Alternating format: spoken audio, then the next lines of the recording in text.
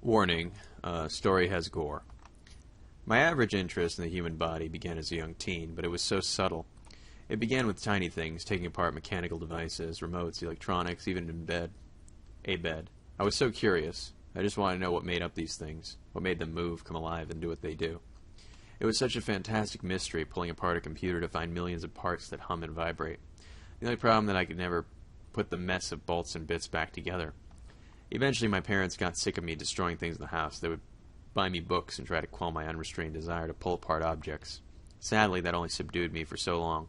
After being hit, beaten, and screamed at by my parents, I stopped until I started learning about the anatomy of animals. I think we've all squished spiders and killed ants. Whatever the reason may have been, it happened. I did this as a kid, but I never thought about cutting them open and taking a look inside them. It was a summer day, and I was relaxing outside. Our dog Alex brought me a present, a rat. I remember ripping it from Alex's grasp, feeling the rat, which was still alive, squirm and struggle. I would have thrown it away and forgotten about it, but I felt something. A pulse, a single heartbeat. I had felt my own before, but never thought much of it. Now I had something that shared a piece of me. I was so curious and ecstatic to find out what made it beat and move. I grabbed a knife from my kitchen and went on the back patio. Ugh. I held the rat down on the little table we had out there and began to saw my way into the rat's body. I only got so far until I hit the ribs, so at that point I dug my fingernails into the incisions that I made and began to pull apart the skin. I dug further into the rat and pulled apart the ribs, snapping them and tossing them in the trash behind me. I had pulled apart most of its ribs, so I had a clear view of the rat's heart. I was amazed but disappointed. In my haste I had forgotten that I was killing it. The heart was still and broken, and I frowned. What point was there to look at it now? In my anger I began slicing at random, tearing the rat to shreds and covering the table in guts and blood. After I could cut no longer, my anger ceased. I looked down at the bloody mess on the table in my hands. I heard car and gravel, and I knew my parents had come home. I quickly washed off the blood and tossed the bones and guts in the woods. As I grew older, I grew at other things. I occasionally would cut open a mole or a squirrel, but I was always so careful. All I wanted is to see the heartbeat, but every time I got that deep, the animal would die. I'd grow frustrated and mutilate what was left of it. This guy's a serial killer? What the fuck? I had to be sure my parents never found out, and what I did was secret. The closest I ever came to getting caught was in high school. We were in biology, and we were learning about the anatomy of animals, specifically the frog, and I had been waiting so long for the day that we would get to dissect it. It came painfully slow, and when it did come, I was so joyful and ecstatic I was shaking. Frogs didn't usually hang around my house, so this was a first-time experience. We were working in pairs, and I hadn't even noticed who my partner was. My face lit up when my teacher set down a small metal tray with 2 frogs neatly taped to it. We were separated into sections with small walls in between each section, giving everyone privacy. Each section had a small trash can under the table to dispose of the frogs. I sat down next to my partner and took the scalpel, and my partner began to talk about what we do. I completely ignored him. I began cutting away, inspecting and enjoying each thing I cut out. It went from a slow and steady pace to a rampage. I simply cut and cut, feeling a growing sense of bliss. My partner stared with complete disbelief at me, but I continued. Soon there was nothing left on the tray except the other frog and a pile of unrecognizable guts and pieces. I calmly dumped the bits into the trash can, walked up to the teacher, and told her I had to go to the nurse. My partner never spoke to me again. But now, I can't contain it anymore. I went to medical school to try and become a surgeon, but I can't wait. This is so messed up. This morning I called the cable company complaining about my TV acting up, and they sent a mechanic. A mechanic? To repair TV? I told him that my TV was in the basement. I followed him down. Oh God!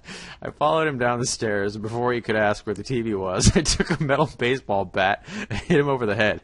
I tied him to the bed and began to sharpen my butcher knife. All right, this is just what. When he came to his senses, I had just finished sharpening the knife. He struggled against his leather restraints as I brought the knife near his hand. Turning, I don't know if I could finish this, the knife sideways, I began to slowly peel the skin away. I had given him painkillers, but the look on his face was of pure terror. He tried to scream out loud, but I had gagged him. I dug the knife into his raw hand, just half an inch, and began to peel away bits of muscle and skin. I had reached the tendons, and one by one I began to pluck them out. Ugh. Each pluck sent a shock through his body, and I finally undid his hand strap. He began to move his hand, but it hung limply. He was barely conscious now, so I gave him more painkillers. I then began to work at his legs, repeating the process I did with his hands. Now his legs were raw, and both his hands and legs were bleeding freely. Before I could finish his legs, he passed out, and his legs stopped struggling. I got angry and fell into my own habits. I slashed and stabbed his legs, ripping them to shreds until I reached bone. I sharpened my knife again and began to cut his fingers off one by one. He died as soon as I began this process. I got so frustrated I didn't even begin his head or torso. I began sawing away at his face, ripping out chunks of flesh. I cut a laceration from ear to ear, ripping open his mouth. I cut his throat near the top and pulled his tongue through. I finished by completely ripping out his vocal cord and cutting all along his neck. I got too curious, so frustrated that everything died before I could finish. I had a wild idea. What about me? I smiled and brought the knife to the upper part of my torso where the heart was. I took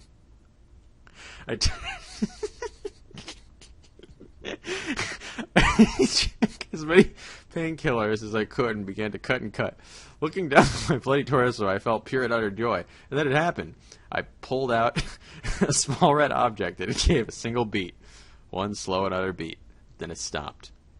The end. The end. Okay, I actually really like that. I didn't at first, because at first I thought it was going to be disgusting. But it's basically about a guy who enjoys taking things apart, and then it escalates to him cutting things open like animals, and then it escalates to him cutting a frog open. Then he goes home and murders a mechanic, and then he cuts his own heart out.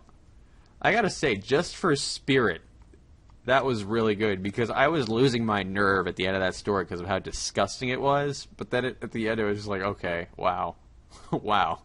That was, like, not only is it fake, but it could have had some plausibility for a moment, but then it was like, okay, wow. Okay, he killed himself. Good for him. So I actually give that one like an 8 out of 10. That was actually pretty good.